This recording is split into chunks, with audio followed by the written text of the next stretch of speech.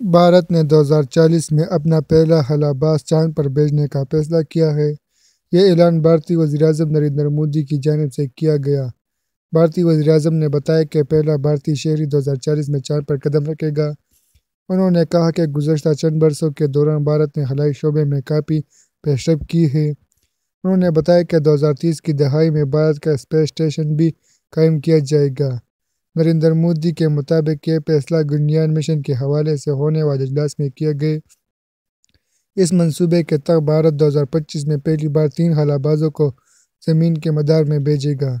Indian space research organisation ISRO کی جانب سے 21 اکتوبر کو گگنیان مشن کے لیے کریو موڈیول متعارف کرایا جائے گا۔ انسانوں کو بھیجنے سے قبل اسرو کی جانب سے 20 ٹیسٹ کیے جائیں گے، جبکہ 2024 میں ایک روبوٹ کو خلا تک لے جایا جائے گا۔ خیال رہے کہ اگست میں چندریان-3 مشن کی کامیابی کے بعد بھارت چاند پر سافٹ لینڈنگ کرنے والے دنیا کا چوتھا ملک، جبکہ چاند کے قطب جنوبی پر پہنچنے والا پہلا ملک بن گیا تھا۔